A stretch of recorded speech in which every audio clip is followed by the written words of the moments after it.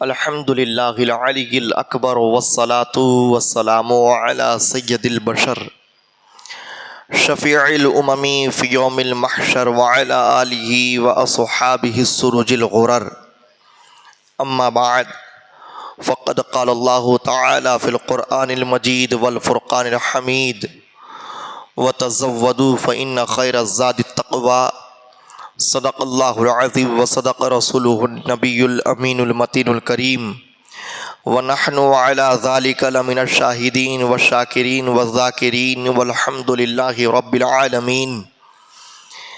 عرض و معروض سے پیشتر ہم سب مل کر اپنے آقا و مولا حضور پرنور شفیع یوم النشور سرور دو جہاں مالک کون و مکان رحمت للعالمین سید المرسلین شہنشاہ عرب سید عرب و عجم شاہ امم صلی اللہ علیہ وسلم کی مقدس بارگاہ میں درود و سلام کا ہدیہ اور نذرانہ پیش کیجیے۔ پڑھیے آواز بلند، اللہم صلی علی سیدنا و شفیعنا و حبیبنا و طبیبنا و قلوبنا و غوثنا و غیاثنا محمد معدن الجود والکرم و آلہ و اصحابہ و بارک وسلم صلاۃ و سلاما دائما ابدا علیک یا رسول اللہ صلی اللہ تعالی علیہ وسلم۔ میں صمیم قلب سے مبارکباد پیش کرتا ہوں آپ تمام اہالیان بستی کو، سنی عوام کو، خصوصیت کے ساتھ ان نوجوانوں کو جنہوں نے اس دین کی خدمت کی خاطر اور ملت کی اصلاح کی خاطر اور مذہب کے ارتقاء کی خاطر یہ 10 روزہ پروگرام کا بیڑا اپنے ذمے اٹھایا۔ اللہ تعالیٰ اس پروگرام میں شرکت کرنے والے، دامے درمے قدمے سخن تعاون کرنے والے تمام لوگوں کو اجر عظیم عطا فرمائے، اور جو تنظیم اور تحریک اس مقصد خیر کو آگے لے کر بڑھ رہی ہے، پروردگار عالم غیب سے ان کے لیے ہمیشہ انتظام فرمائے اور اسباب و ذرائع عطا فرمائے۔ عزیزان گرامی وقار، کل انشاءاللہ الرحمن آپ حضرات اپنے وقت کے ایک عظیم اسکالر، اپنے وقت کے ایک عظیم مفکر، اپنے وقت کے ایک عظیم دانشور، اپنے وقت کے ایک عظیم محافظ و پاسبان ملت کا یعنی ڈاکٹر سید فضل اللہ چشتی صاحب قبلہ دامت برکاتہم العالیہ کا خطاب نایاب سماعت کریں گے اور ان سے اپنی دینی اور روحانی غذا کا سامان حاصل کریں گے۔ آج مجھ ناچیز کو جو عنوان دیا گیا وہ ہے سیرت سیدہ طیبہ طاہرہ فاطمہ زہرا رضی اللہ تعالی عنہا اور آج کی اسلامی خواتین۔ اس عنوان پر کچھ لب کشائی کرنے سے قبل میں چند مصرے امام عشق و محبت سیدنا سرکار اعلیٰ حضرت رضی اللہ تعالی عنہ کے پڑھنا چاہتا ہوں۔ میرے امام کہتے ہیں، مصطفیٰ جان رحمت پہ لاکھوں سلام، شمع بزم ہدایت پہ لاکھوں سلام، پارہائے صحف گنچہائے قدس اہل بیت نبوت پہ لاکھوں سلام، آب تطہیر سے جس میں پودے جمے اس ریاض نجابت پہ لاکھوں سلام، خون خیر الرسل سے ہے جن کا خمیر ان کی بیلوس طینت پہ لاکھوں سلام۔ میرا امام سیدہ فاطمہ کی شان بیان کرتے ہوئے کہتا ہے، وہ بطول جگر پارے مصطفیٰ حجلہ آرائے عفت پہ لاکھوں سلام، جن کا آنچل نہ دیکھا مہو مہر نے اس ردائے نزاہت پہ لاکھوں سلام، سیدہ فاطمہ طیبہ طاہرہ جان احمد کی راحت پہ لاکھوں سلام، وہ حسن مجتبیٰ سید الاسخیاء راکب دوش عزت پہ لاکھوں سلام، وہ شہید بلا شاہ گلگو قبا، بے کسے دست غربت پہ لاکھوں سلام۔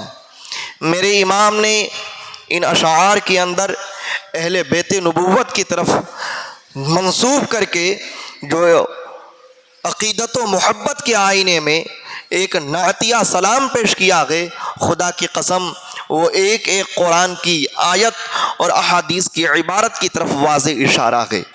میں سیدہ فاطمہ طیبہ طاہرہ رضی اللہ عنہا کا ایک ادنا غلام ان کی مکمل سیرت کا احاطہ کیسے کر سکتا ہوں؟ وہ تو آسمان کی آفتاب کامل ہے، وہ تو ایسا مہتاب ہے کہ جس کی شعاؤں کو بیان کرنا ہم جیسے کور بین لوگوں کا کام نہیں۔ خدا کی قسم وہ تو انہی کا ان کا مقام وہی جانتے ہیں جنہوں نے ان کو بنایا ہے، یعنی رب تعالی وہی ان کے مقام و مرتبہ سے حقیقی طور پر واقف ہے۔ ہم جیسے ادنا بندوں کا کیا مقام کہ ان کے مقام پر روشنی ڈال سکے۔ سیدہ فاطمہ طیبہ طاہرہ رضی اللہ تعالی عنہا نبوت کے پہلے سال مصطفیٰ کے آنگن میں پیدا ہوئی۔ میرے آقا نے جس سال نبوت کا اعلان فرمایا اسی سال سیدہ کی ولادت ہوئی۔ تمام مورخین مفسرین کا اتفاق اسی بات پر ہے کہ آپ کی ولادت کا پہلا سال نبوت کے اعلان کا سال ہے۔ سیدہ فاطمہ کو جو اپنے تمام بھائی بہنوں پر عظیم فضیلت حاصل ہوئی اس کی وجہ بھی مفسرین یہی بیان کرتے ہیں کہ جس سال میرے آقا نے توحید کے پیغام کو عام کیا اسی سال آپ کی ولادت ہوئی۔ میرے آقا پر جب وحی نازل ہو رہی ہو، میرے آقا کے پاس جب جبرائیل کا آنا جانا لگا ہو، میرے آقا جب مکہ کی وادی میں اسلام کی شمع فروزہ کرنے میں لگے ہوں، کفر و شرک کی زنجیروں کو توڑنے میں مصروف تھے، اس سال سیدہ فاطمہ مصطفیٰ کے آنگن میں پیدا ہوئی۔ میرے آقا نبی کریم صلی اللہ علیہ وسلم کی گود میں اس وقت پروان چڑھ رہی ہے جب میرے مصطفیٰ توحید کی صدائیں مکہ کی وادیوں میں بلند کر رہے ہیں، اور جس سال سب سے پہلی خاتون سیدہ خدیجۃ الکبریٰ نے اسلام کے دامن کو تھاما ہو، اس سال میرے مصطفیٰ نے کہا کہ مکہ والوں اللہ کی توحید کو قبول کرو۔ سیدہ خدیجہ نے کہا میں توحید کو مانتی ہوں، اور ان کے بطن سے سیدہ فاطمہ کی ولادت ہوئی۔ سیدہ فاطمہ کے 3 القاب کتابوں میں لکھے گئے ہیں، ایک لقب ہے طاہرہ، ایک لقب ہے زہرا، ایک لقب ہے بطول۔ ان تینوں لقب کا خلاصہ یہ ہے کہ پروردگار عالم نے سیدہ فاطمہ کو تمام عورتوں سے الگ ایک خصوصیت یہ بخشی تھی کہ جب عورتوں پر ماہواری کے جو ایام آتے تھے ان ایام کی وجہ سے وہ نمازوں سے دور ہو جاتی تھی، روزوں سے دور ہو جاتی تھی، خدا کی عبادت سے دور ہو جاتی تھی، لیکن سیدہ کا حال یہ ہے کہ پروردگار عالم نے ولادت سے لے کر وفات تک ان کی پوری زندگی کو طہارت و پاکیزگی کا ایک ایسا گلدستہ بنا دیا ہے کہ نماز بھی پڑھ رہی ہے، روزے بھی رکھ رہی ہے، قرآن کی تلاوت بھی کر رہی ہے، قال اللہ اور قال الرسول کی صدائیں بھی بلند کر رہی ہے۔ لمحہ لمحہ ان کا ذکر میں گزرتا ہے، لمحہ لمحہ ان کا عبادت میں گزر رہا ہے۔ اسی لیے وہ طاہرہ ہیں، پاکیزہ ہیں، وہ اور عورتوں کی طرح نہیں ہے کہ جو کبھی ناپاکی کی حالت میں جاتی ہو، ان کا کل وجود طہارت مصطفیٰ کا عکس جمیل ہے، ان کا کل وجود مصطفیٰ کی پاکیزگی کا مظہر ہے، ان کا کل وجود مصطفیٰ کی طہارت و پاکیزگی کی مثال ہے۔ سیدہ فاطمہ کے شان میرے مصطفیٰ اس طور پر بیان کرتے ہیں، میری بیٹی فاطمہ کا نام اللہ تعالیٰ کے حکم سے میں نے رکھا ہے، اور اس نام کو رکھنے کی وجہ یہ ہے کہ فاطمہ کا مفہوم ہوتا ہے آزاد کرانے والی۔ میری اس بیٹی کے ذریعے سے پروردگار عالم قیامت میں بہت سی خواتین کو جہنم سے نجات دلائے گا، اس لیے میری بیٹی کا نام فاطمہ ہے۔ اور فاطمہ کا مقام یہ ہے، مصطفیٰ فرماتے ہیں فاطمۃ بضعۃ منی، فاطمہ میرے جگر کا ٹکڑا ہے۔ من آذاہا فقد آذانی، جس نے میری بیٹی فاطمہ کو تکلیف دی اس نے مجھے تکلیف دی، جس نے فاطمہ کو تکلیف دی اس نے مجھے اذیت دی، جس نے فاطمہ کو رنج میں ڈالا اس نے مجھے رنج میں ڈالا، اور جس نے مجھے رنج میں ڈالا اس نے خدا کو رنج میں ڈالا، اور جس نے خدا کو اذیت دی وہ جہنم میں گیا۔ مطلب یہ ہوا کہ فاطمہ سے محبت کرو گے رب راضی ہو جائے گا، فاطمہ کو ناراض کرو گے رب ناراض ہو جائے گا۔ فاطمہ رضی اللہ عنہا جب مصطفیٰ کے آنگن میں پروان چڑھ رہی ہے، مصطفیٰ اسلام کی راہ میں مشقت و اذیت و مصیبت کفار مکہ کی طرف سے برداشت کر رہے ہیں۔ میرے آقا صبح سے لے کر شام تک، شام سے لے کر رات تک مکہ میں مشرکین کو دعوت توحید دے رہے ہیں، دعوت ایمان دے رہے ہیں، اور میرے مصطفیٰ طرح طرح کی تکلیفوں سے گزر رہے ہیں۔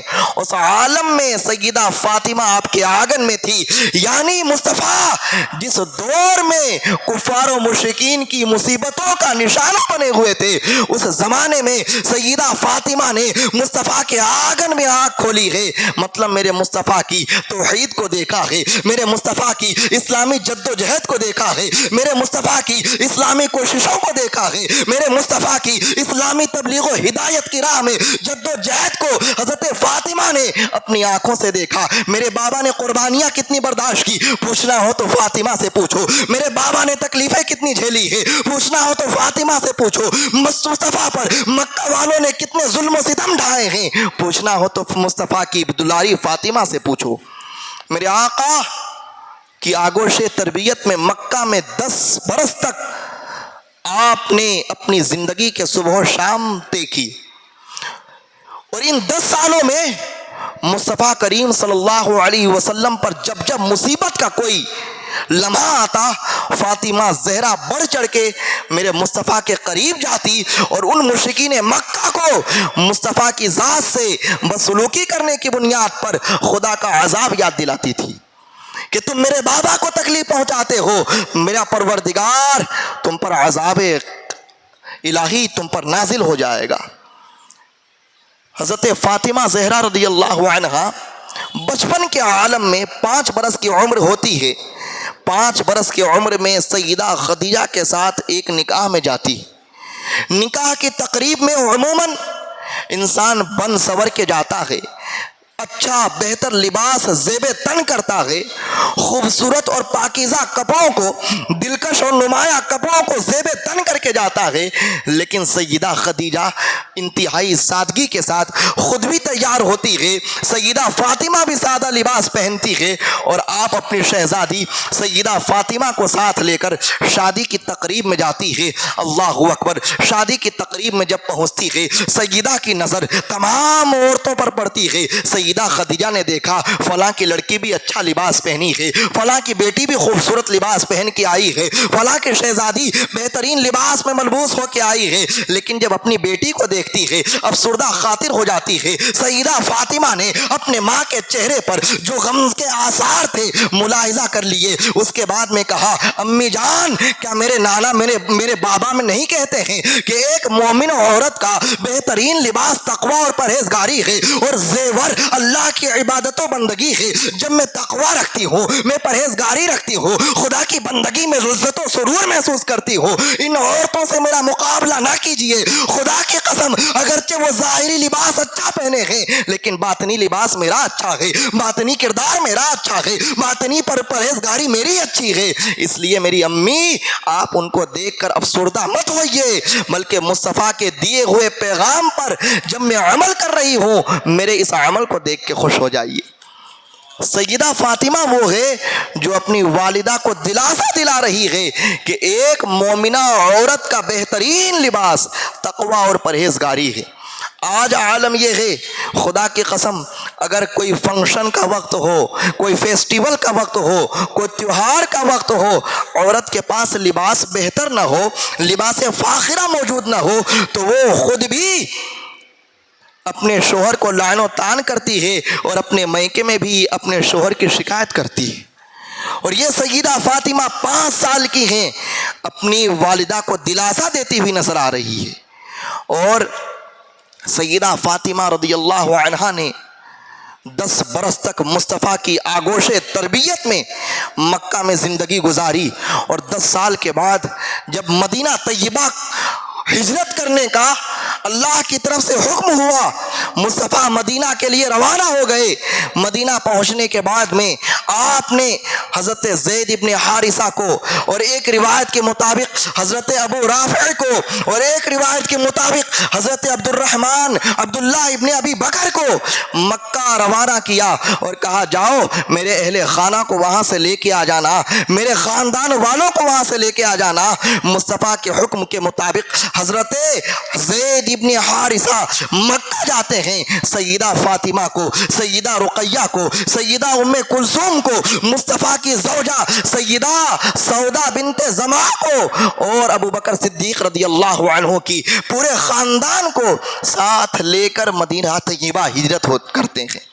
اور مدینہ طیبہ جب آپ ہجرت کرتی ہے، آپ کی عمر 13 برس کی ہو گئی تھی، اور 13 برس کی عمر میں آپ سن بلوغت کو پار ہو چکی تھی۔ مصطفیٰ کریم صلی اللہ علیہ وسلم کی بارگاہ میں کئی ایک بڑے بڑے شرفاء اغنیاء صحابہ کرام نے حضرت فاطمہ زہرا رضی اللہ عنہ کے لیے رشتہ نکاح کا پیغام بھیجا، لیکن مصطفیٰ فرماتے تھے نکاح فاطمہ کا رب کے حکم سے ہوگا، میں خدا کے حکم کا منتظر ہوں، میرا پروردگار جس کے ساتھ نکاح کا حکم عطا فرمائے گا، فاطمہ کا نکاح اس کے ساتھ کر دیا جائے گا۔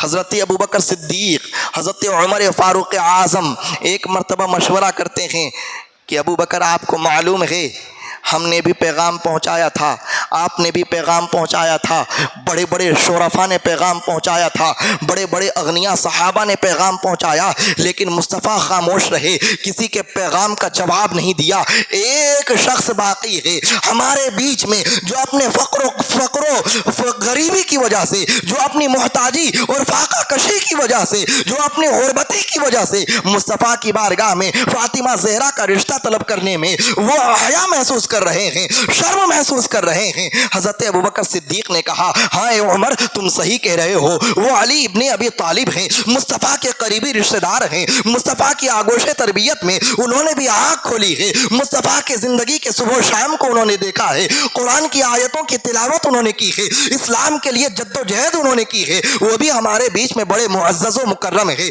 ہم جا کر ان کو تسلی دلاتے ہیں کہ اے علی ہمت کرو، مصطفیٰ کی بارگاہ میں جاؤ، فاطمہ کا رشتہ طلب کرو، امید ہے کہ جو حصہ کسی کو نہ ملا وہ تمہیں مل جائے۔ یہاں ایک نقطہ یہ بھی ملتا ہے کہ حضرت علی رضی اللہ عنہ سے محبت ابو بکر و عمر کس قدر کرتے تھے، ابو بکر و عمر علی سے کس قدر چاہت رکھتے تھے، یہ بھی نقطہ اس کے اندر موجود ہے۔ حضرت علی رضی اللہ عنہ جاتے ہیں، اور جانے کے بعد مصطفیٰ کی بارگاہ میں دست بستہ کھڑے ہو جاتے ہیں، کچھ لب کشائی کرنے کی جرأت و ہمت نہیں ہو رہی ہے۔ میرے مصطفیٰ نے کہا اے علی آئے کیوں ہو؟ مصطفیٰ کی بارگاہ میں لڑکڑاتے ہوئے زبانوں کے ساتھ میں علی بولتے ہیں اے میرے آقا، آنے کی وجہ یہ ہے کہ دیگر تمام صحابہ کی طرح میری بھی تمنا یہ ہے کہ کاش فاطمہ کے ساتھ نکاح میرا ہو جائے۔ مصطفیٰ کریم صلی اللہ علیہ وسلم کی بارگاہ میں جب حضرت علی نے اپنے دل کے ارادے کو ظاہر کیا، کہ تاریخ کی کتابوں میں لکھا ہوا ہے کہ اچانک مصطفیٰ کا چہرہ متغیر ہو جاتا ہے، اور مصطفیٰ کی حالت ایسی ہو جاتی ہے جیسے قرآن کے نازل ہونے کے وقت ہوتی تھی، جس طرح وحی کے اترنے کے وقت ہوتی تھی، جس طرح مصطفیٰ کے اوپر چہرے کے وہ آؤ بھاؤ ظاہر ہوتے تھے، اسی طرح سے مصطفیٰ کا چہرہ اسی حالت میں تبدیل ہو جاتا ہے۔ اور مصطفیٰ کئی دیر کے بعد میں جب اپنے جسم کے اوپر کپ کپی کو ختم ہوتا ہوا محسوس کرتے ہیں، اس کے بعد مسکراتے ہوئے کہتے ہیں اے علی تمہارے لیے اللہ کا بھی حکم ہے کہ فاطمہ سے نکاح کر دیا جائے۔ حضرت فاطمہ رضی اللہ عنہا کا نکاح مصطفیٰ چاہتے تو ہر بڑے سے بڑے صحابی کے گھر میں، ہر بڑے سے بڑے دولت مند کے گھر میں، ہر بڑے سے بڑے غنی کے گھر میں شادی کر سکتے تھے، لیکن مصطفیٰ کی بارگاہ میں علی ابن ابی طالب حاضر ہوئے، اور آپ نے کہا حکم بھی یہی ہے کہ تم سے نکاح کیا جائے۔ کہتے ہیں علی تمہارے پاس ساز و سامان کیا ہے؟ کہتے ہیں میرے آقا ایک گھوڑا اور ایک زیرہ ہے۔ مصطفیٰ نے کہا فاطمہ کا انتظام و انصرام کرنے کے لیے جاؤ، زیرہ کو بیچ دو۔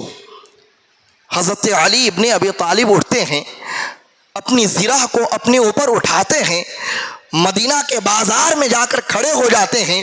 عثمان غنی آ رہے ہیں، حضرت علی ابن ابی طالب کو زیرہ اٹھائے بازار مدینہ میں کھڑا دیکھ کر پوچھتے ہیں اے علی ماجرا کیا ہے؟ کہتے ہیں آقا نے حکم دیا ہے زیرہ بیچ دو تاکہ تم سے فاطمہ کا نکاح کرا دیا جائے۔ کہا بات یہ ہے تو زیرہ میں خریدتا ہوں۔ 400 درہم دے کر حضرت عثمان غنی نے زیرہ کو خریدا، اور خریدنے کے بعد دوبارہ تحفے اور ہدیے کے طور پر مولا کائنات کو دے دیا کہ اے مولا کائنات مصطفیٰ کے حکم کی تعمیل بھی ہو گئی اور یہ میری طرف سے تحفہ بھی ہو گیا۔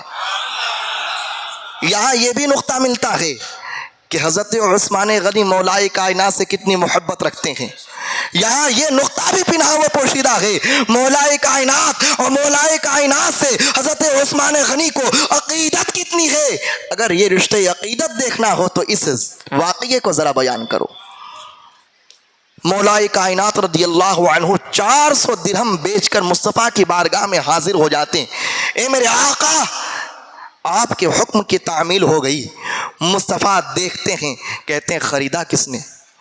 کہا عثمان غنی نے۔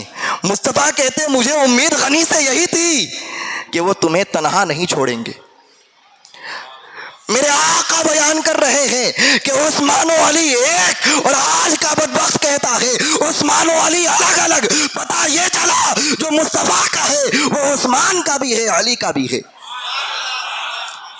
عزیزان گرامی، حضرت علی رضی اللہ عنہ 400 درہم لے کر مصطفیٰ کی بارگاہ میں جب پہنچے تو مصطفیٰ ابو بکر کو بلاتے ہیں، اے ابو بکر 400 درہم لو، بازار مدینہ میں جاؤ، ضرورت کے سامان خرید کر لے آؤ تاکہ علی کے گھر میں جو خانگی ضروریات عورتوں کی ہوتی ہے وہ پوری ہو جائے۔ اللہ اکبر۔ حضرت ابوبکر صدیق رضی اللہ عنہ مصطفیٰ کے حکم کے مطابق وہ پورا اثاثہ لیتے ہیں، مدینہ کی گلیوں میں جاتے ہیں، مصطفیٰ کریم کے حکم کے مطابق تکیہ خریدتے ہیں۔ وہ تکیہ بھی عالی شان نہیں بلکہ اللہ اکبر کتابوں میں لکھا ہوا ہے کہ ایک کھجور کی شاخوں اور کھجور کے چھلکوں سے اور کھجور کے پتوں سے بھرا ہوا ایک تکیہ تھا جو مصطفیٰ کی بیٹی فاطمہ کو عطا کیا گیا، اور ایک آٹے کی چکی تھی خرید کر لائی گئی، اور وہ چکی بھی آج کل کی طرح نہیں جو ہم ماڈرن اور فیشن میں دیکھتے ہیں، چھوٹی سی چکی۔ وہ چکی بھی اتنی مضبوط تھی کہ آج کا 10 آدمی بھی اٹھانا اس کے لیے مشکل ہو، 10 طاقتور شخص بھی اس کو اٹھا لے بہت بڑی بات ہے۔ حضرت فاطمہ زہرا رضی اللہ عنہا کے لیے وہ چکی خریدی جاتی ہے۔ مصطفیٰ کے حکم کے مطابق سارا ساز و سامان اکٹھا کرنے کے بعد ابو بکر صدیق حاضر ہو گئے۔ مصطفیٰ نے کہا اے علی آ جاؤ۔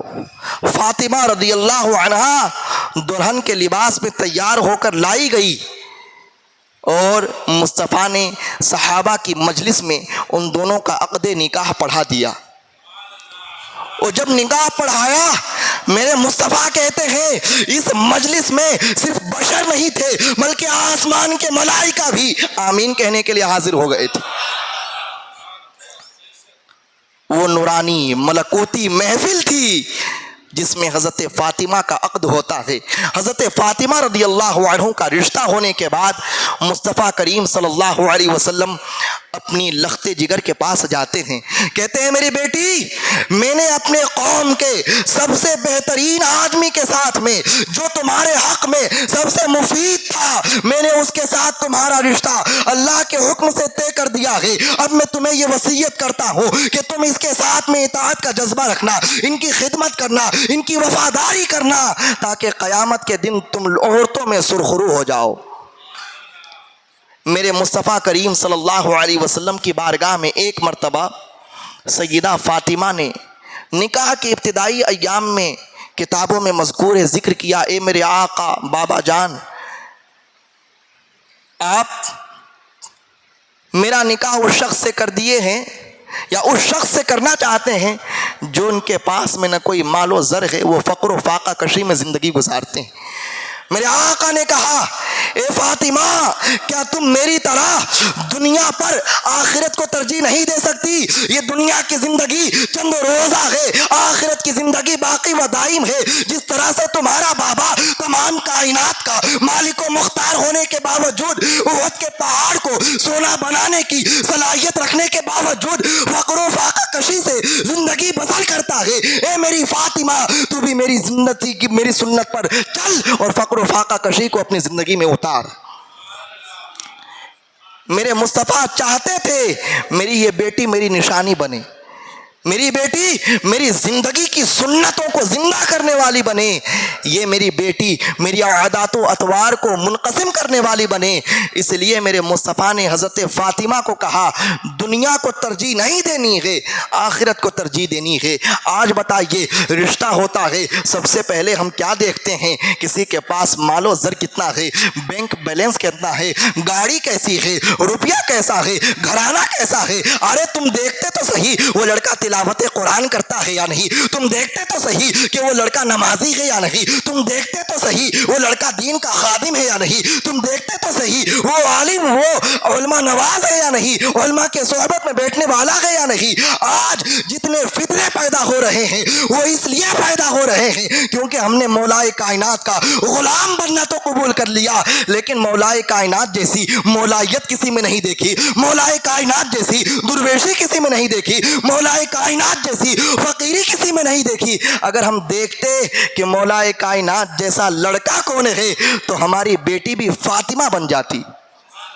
آج شادی کے بعد میں 70 80 بلکہ 90% میں کہتا ہوں رشتے نا اتفاقیوں کا شکار ہو جا رہے ہیں۔ آج رشتے تباہ و برباد ہو جا رہے ہیں۔ اس کی وجہ یہ ہے کہ ہم نے دنیا کے تمام ظاہری رنگ و رونق کو دیکھا لیکن آخرت کی دینداری نہیں دیکھی۔ میرے آقا نبی کریم صلی اللہ علیہ وسلم جب سیدہ فاطمہ کا نکاح کرا دیتے ہیں اس کے بعد رخصتی کرتے وقت وصیت کرتے ہیں اے میری بیٹی اپنے شوہر کی اطاعت کرنا۔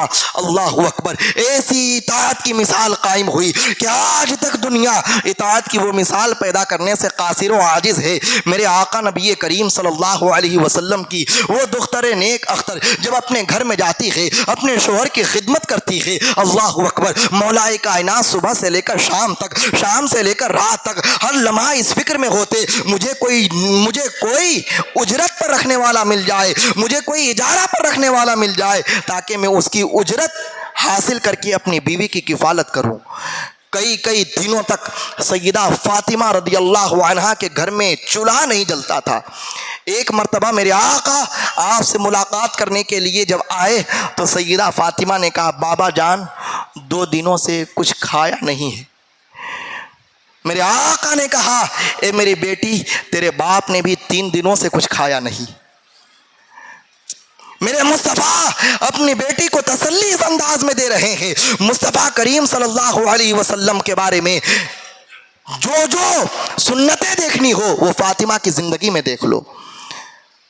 ایک مرتبہ مولا کائنات علی مرتضیٰ رضی اللہ عنہ بیان فرماتے ہیں کہ حضرت فاطمہ رات کے وقت میں شدید بخار زدہ تھی، پورا بدن تپ رہا تھا۔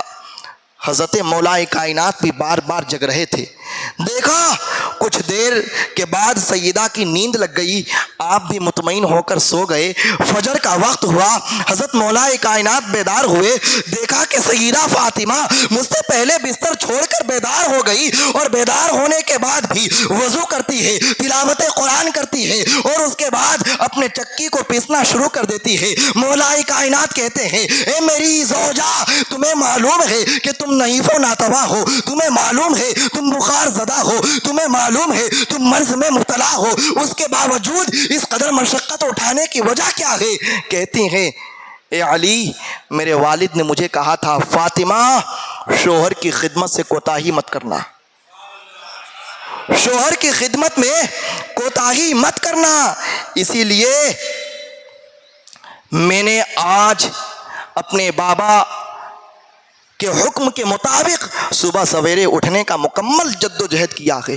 آج عالم یہ ہے میرے بھائیوں کہ ہمارے گھروں کے اندر خواتین اس طرح سوتی ہے کہ فجر کی نماز بھی قضا، اور جن کے اہل خانہ کی حالت یہ ہوتی ہے کہ وہ صبح فجر کے وقت بیدار نہیں ہوتے، ان کے گھروں میں فقیری آ جاتی ہے۔ تم چاہتی ہو کہ تمہارے گھروں کے اندر خوشحالی رہے، سکون رہے، اطمینان رہے، تو فاطمہ طیبہ طاہرہ کی طرح فجر کے وقت بیدار ہونا شروع کر دو۔ اور اے میرے عزیزوں، نبی کریم صلی اللہ علیہ وسلم کی شہزادی سیدہ فاطمہ اتنی بڑی سخیہ، اتنی بڑی جود و کرم کرنے والی تھی، ایک مرتبہ روایات میں موجود ہے، میرے آقا کے بارگاہ میں بنو سلیم کا ایک شخص حاضر ہوا، اس نے آ کر مصطفیٰ کی بارگاہ میں کلمہ پڑھا۔ میرے آقا نے کہا بتاؤ تمہاری حاجت و ضرورت کیا ہے؟ کہا یا رسول اللہ بڑا غریب و فقیر ہوں، پورے قبیلے میں مجھ سے بڑا کوئی غریب نہیں ہے۔ کہا اچھا یہ بات ہے۔ مصطفیٰ نے صحابہ کو اکٹھا کیا، کہا اے میرے صحابہ، تم میں سے کوئی ایسا شخص ہے جو میرے اس غریب صحابی کو کچھ مال و زر تحفے میں پیش کر دے؟ حضرت ابو سعید خدری اٹھے، کہا اے میرے آقا، میں اپنی اونٹنی تحفے میں ان کو دیتا ہوں۔ میرے آقا نے کہا بتاؤ تم نے کچھ کھایا ہے؟ کہا یا رسول اللہ قبیلے سے جب سے چلا تھا تب سے آج تک ایک لقمہ میسر نہیں آیا۔ میرے مصطفیٰ نے کہا اے میرے صحابہ جاؤ گھر کے ارد گرد، مسجد نبوی کے ارد گرد جو لوگ آباد ہیں ان کے گھروں میں جا کر پوچھو کھانے کا کوئی انتظام موجود ہے۔ اللہ اکبر۔ حضرت انس ابن مالک فرماتے ہیں میں نکلنے کے بعد میں نے دیکھا چاروں طرف گشت کرنے کے بعد میں کہ کسی کے گھر سے ایک لقمہ نہ مل سکا، کیونکہ کسی کے گھر میں دانہ کا ایک قطرہ بھی موجود نہیں تھا۔ سیدہ فاطمہ کے دہلیز پر پہنچتے ہیں، پہنچنے کے بعد میں سیدہ فاطمہ کے دروازے کو کھٹکھٹاتے ہیں۔ حضرت فاطمہ اندر سے کہتی ہے بات کیا ہے؟ کہا جاتا ہے مصطفیٰ کے دربار میں ایک نو مسلم شخص آیا ہے، بھوکا ہے، میرے مصطفیٰ کا حکم ہے اگر کسی کے پاس میں کھانے کا کوئی انتظام ہو ان سے وہ کھانا لے کر آ جاؤ تاکہ اس بھوکے کو کھانا کھلا دیا جائے۔ اللہ اکبر۔ سیدہ فاطمہ اسی وقت بے قرار ہو جاتی ہے کہ میرے بابا کا حکم ہے، میرے گھر میں بھی کچھ نہیں ہے، کئی دنوں سے نہیں ہے، لیکن میرے پاس میں ایک چادر ہے، اور وہ چادر وہ ہے جو میرے ابا نے مجھے رخصتی کے وقت میں تحفتاً پیش کیا تھا۔ اسی لیے اگر میرے مصطفیٰ کی بات آ گئی ہے، ایک مسلمان کی ضرورت پوری کرنے کی بات آ گئی ہے، جاؤ مصطفیٰ کا عطا کردہ یہ چادر لے جاؤ، میں راہ خدا میں اسے دیتی ہوں۔ شمعون یہودی کے پاس جا کر کہنا کہ یہ فاطمہ کی چادر ہے، اس کے عوض میں کچھ روپیہ دے دو۔ شمعون یہودی کے پاس انس ابن مالک پہنچنے کے بعد کہا یہ چادر فاطمہ زہرا نے دیا اور یہ مصطفیٰ کا ہے۔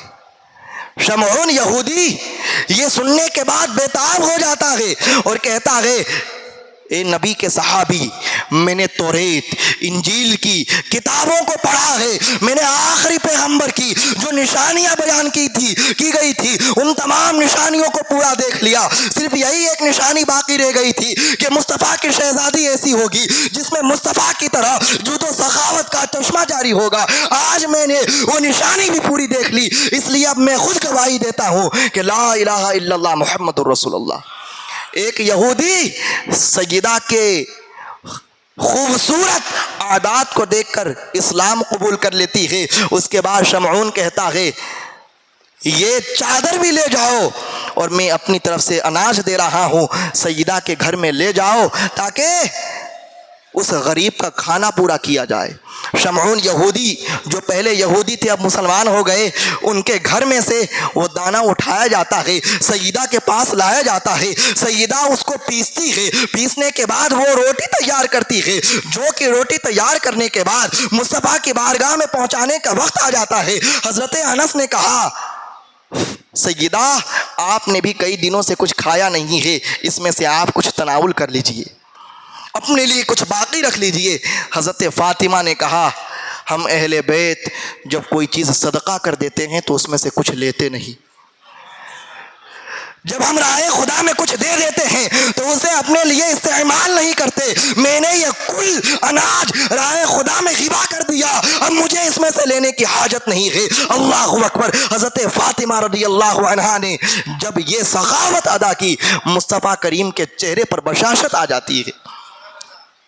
اور سیدہ کے پردے کا یہ عالم ہے، سیدہ کی حیا کا یہ عالم ہے، سیدہ کی شرم کا یہ عالم ہے۔ اللہ اکبر۔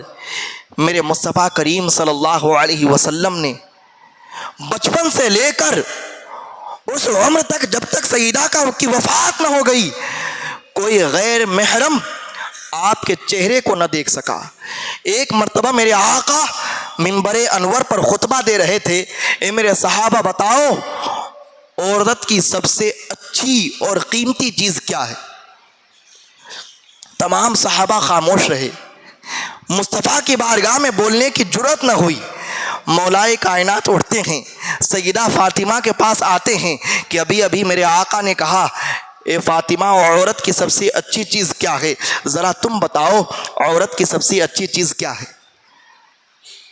حضرت فاطمہ نے کہا ایک عورت کی سب سے اچھی چیز یہ ہے کہ اس نے اپنی زندگی میں کبھی کسی غیر محرم کو نہ دیکھا ہو اور کبھی کسی غیر محرم کی نظر اس پر نہ پڑی ہو، وہ عورت سب سے اچھی ہے اور اس عورت کی یہ عادت سب سے اچھی ہے۔ اللہ اکبر۔ یہ جواب سننے کے بعد میں مولا کائنات مصطفیٰ کی بارگاہ میں آتے ہیں، کہتے ہیں میرے آقا مجھے یہ جواب معلوم ہوا ہے اور وہ بھی فاطمہ نے دیا ہے۔ مصطفیٰ نے کہا میری بیٹی فاطمہ نے یقیناً وہ کہا جو رب کو منظور تھا، یقیناً وہ کہا جو رب کی مرضی تھی۔ مصطفیٰ کریم صلی اللہ علیہ وسلم کے شہزادی نے ہمیں شرم و حیا کا طریقہ عطا فرما دیا، ہمیں اپنی زندگی کی حفاظت کا طریقہ عطا فرما دیا کہ سب سے بہترین وہ عورت ہے جو اپنے گھر میں ہو یا گھر کے باہر ہو مکمل غیر محارم سے پردہ رکھے اور غیر محارم کو خود سے دور رکھے۔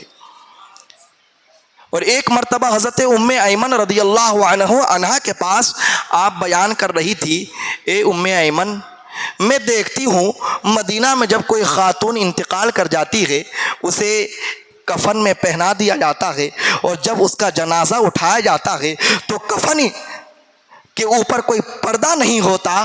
اس کی بنیاد پر اس عورت کی جسامت نظر آتی ہے، اس کی قد و قامت نظر آتی ہے، اس کے جسم کا جغرافیہ نظر آنے لگتا ہے۔ اے ام ایمن یہ چیز مجھے بہت ہی زیادہ ناگوار گزرتی ہے۔ جب میری وفات ہوگی اور میرا بھی یہی حشر ہوگا تو میں اس وقت سے گھبرا جاتی ہوں۔ اللہ اکبر۔ دیکھیے زندگی تو زندگی کے بعد بھی شرم و حیا کا کتنا خیال ہے۔ زندگی تو زندگی، وصال کے بعد کوئی بندہ مکلف نہیں رہتا، کوئی بندہ شریعت کا پابند نہیں رہتا، کوئی بندہ شریعت کے احکام پر مجبور نہیں ہوتا۔ تمام کے تمام اپنی زندگی کے اختتام کے بعد اللہ کے حکم سے بری ہو جاتے ہیں، لیکن فاطمہ یہ کہہ رہی ہے مجھے اپنے مرنے کے بعد بھی زندگی سے جاتے ہوئے اس طرح جانا پسند نہیں ہے، اس لیے کہ شرم و حیا اس میں کامل طور پر موجود نہیں ہے۔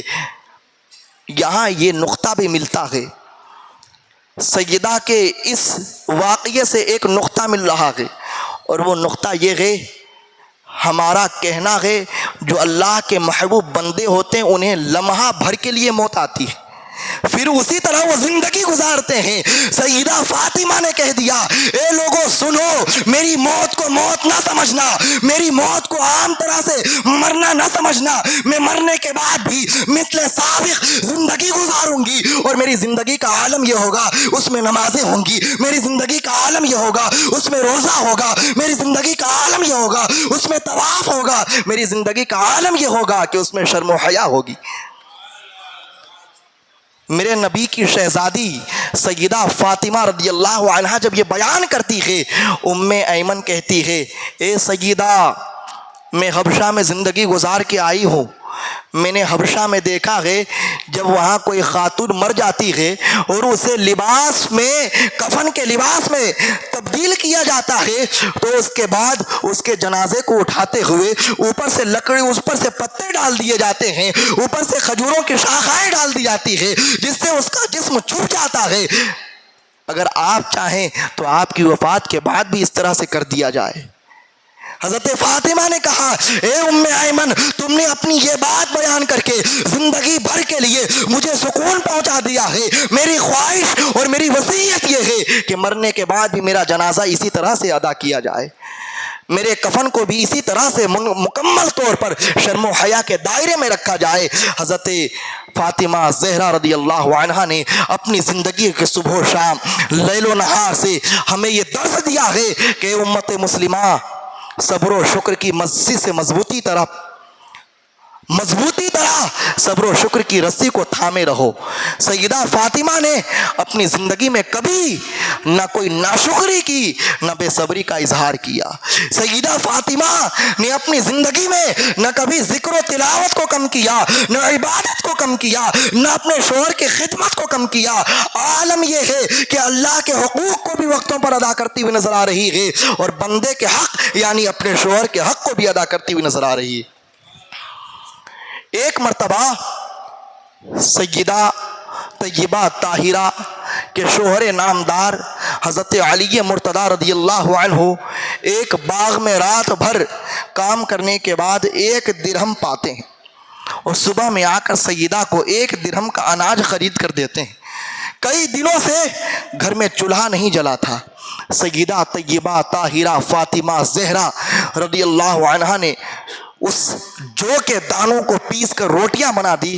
حضرت امام حسن کہتے ہیں میں اس وقت شعور کی منزل میں تھا، اس وقت میں سمجھدار تھا، میرے بابا نے بھی اس سے اپنی شکم کو سیر کیا، میری بہنیں بھی اس سے سیراب ہوئی، میرا بھائی حسن بھی اس سے، حسین بھی سیراب ہوا، میں نے خود بھی کھایا۔ اخیر میں میری ماں فاطمہ بیٹھی، اخیر میں میری ماں فاطمہ سب کے حقوق کو پورا کرنے کے بعد دسترخوان سجا کر تھالی میں کھانا رکھ کے کھانا کھانے کے لیے بیٹھتی ہے۔ باہر سے ایک غریب آواز دیتا ہے کوئی جو میری بھوک مٹا دے، ہے کوئی جو مجھ غریب کو کھانا دے دے۔ اتنا سننا تھا کہ فاطمہ زہرا اسی وقت اپنی تھالی اٹھاتی ہے، بیٹا حسن سے کہتی ہے اے میرے لخت جگر، جاؤ دروازے کے پاس اور انہیں یہ کھانا دے دو۔ حضرت امام حسن نے کہا امی جان آپ نے بھی تو کئی دنوں سے کھایا نہیں ہے۔ سیدہ فاطمہ نے کہا اے میرے بیٹے، اہل بیت کی شان یہ ہے کہ جب ان کے دروازے پہ کوئی آتا ہے انہیں لوٹایا نہیں جاتا ہے، وہ مانگنے والا آ گیا اسے دے دیا جائے۔ میرے رزق کا مالک میرا پروردگار ہے۔ یہ ہے سیدہ فاطمہ کی سخاوت، یہ ہے سیدہ فاطمہ کی شان فقیری، یہ ہے سیدہ فاطمہ کے جود و کرم کا صدقہ۔ آج عالم یہ ہے کہ شوہر اگر 2 دن کے لیے کچھ کما کر نہ دے تو تیسرے دن گھر میں لڑائیاں شروع ہو جاتی ہے، جنگ برپا ہو جاتا ہے، سسرال میکے میں اختلاف برپا کر دیا جاتا ہے۔ وجہ یہ ہے کہ نہ کسی نے فاطمہ کو سمجھا اور نہ کسی نے مولائے کائنات جیسا شوہر تلاش کرنے کی کوشش کی۔ اس لیے میرے عزیزو میں آپ کو یہ کہنا چاہتا ہوں کہ مولائے کائنات جیسے اخلاق و کردار والے شوہر کی تلاش کیجئے اور اپنے شہزادیوں کو فاطمہ زہرا جیسی صفات عطا کیجئے، تب جا کر کے معاشرے میں انقلاب برپا ہوگا، تب جا کر کے معاشرے میں اصلاح پیدا ہوگی۔ اور سیدہ کی عبادت کا یہ عالم ہے، سیدہ طیبہ طاہرہ کی عبادت و بندگی کا یہ عالم ہے۔ مولائے کائنات فرماتے ہیں کہ سیدہ فاطمہ کام کرتی تھی پھر بھی قرآن کی تلاوت کرتی تھی، جب تک بیدار رہتی سیدہ کی زبان سے قرآن سنا جاتا تھا، جب تک بیدار رہتی سیدہ کے گھر کے باہر قرآن کے کلمات کے الفاظ سنائی دیتے تھے، اور محسوس ہوتا تھا کہ فاطمہ بیدار ہے اسی لیے قرآن کی آوازیں آ رہی ہے، قرآن سننا بند سمجھ لو، فاطمہ کی آواز بند۔ ایک مرتبہ حضرت انس ابن مالک رضی اللہ عنہ دروازے کے باہر سے گزرے، دیکھا سیدہ قرآن کی تلاوت کر رہی ہے۔ کہتے ہیں کہ قرآن کی تلاوت کی شیرینی کا ایسا اثر مجھ پر ہوا کہ میں وہیں پر رک گیا، اور گھنٹوں گھنٹوں تک مجھ پر وہ کیفیت قرآن کے کلمات کی طاری رہی کہ میں اپنے آپ کو قابو میں نہیں لا سکا۔ آپ بتائیے مصطفیٰ کی شہزادی فاطمہ کی زبان سے قرآن کے جب الفاظ نکلتے تھے تو ان الفاظوں میں کس قدر تاثیر آ جاتی تھی، کس قدر وہ پرکشش ہو جاتی تھی، اور باطن پر کیسا اس کا اثر پیدا ہوتا تھا۔ رب تبارک و تعالی ہم سبوں کو عبادت، ریاضت، بندگی، طہارت و پاکیزگی میں اہل بیت کا غلام بنائے اور اہل بیت کے نقش قدم پر چلائے۔ اور آخر میں وہی دو شعر کہہ کر گزرنا چاہوں گا، جس کا آنچل نہ دیکھا مہو مہر نے، اس ردائے نزاہت پہ لاکھوں سلام، اس بطول جگر پارے مصطفیٰ حجلا آرائے عفت پہ لاکھوں سلام، سیدہ فاطمہ طیبہ طاہرہ جان احمد کی راحت پہ لاکھوں سلام۔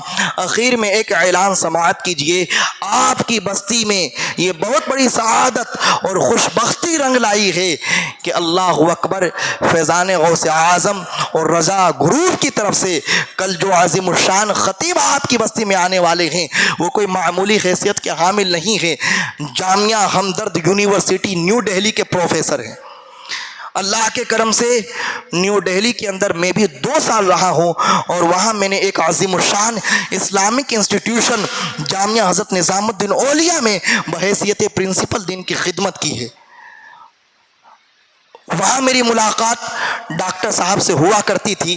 ڈاکٹر صاحب ایک عظیم فکر کے مالک ہیں، ایک عظیم دانش مندی کے مالک ہیں، ایک عظیم انقلابی جوہر کے مالک ہیں۔ آپ ان کو سنیں گے آپ کی فکر روشن ہوگی، آپ ان کو سماعت کریں گے آپ کا ضمیر اجلا ہو جائے گا، آپ انہیں سماعت کریں گے آپ کو اسلامی زندگی گزارنے کا طریقہ ملے گا۔ روایاتی انداز سے ہٹ کر ایک مخصوص لہجے کو سننے کا وقت ہے، روایاتی خطابات سے ہٹ کر ایک مخصوص شخصیت کو سننے کا وقت ہے۔ اللہ کرے اس وقت میں ہماری بستی کے چھوٹے بڑے مرد و عورت سب اس بزم نور میں شریک ہو اور اس انقلاب آفری بزم کے اندر شرکت کر کے وہ اپنی زندگی کے اندر بہاریں اور رونقیں اور خوشیاں لے کر آئے۔ اللہ تعالی ہم سب کو دارین کی عزت و عظمت عطا فرمائے۔ وما علینا الا البلاغ المبین۔ السلام علیکم ورحمۃ اللہ تعالی وبرکاتہ۔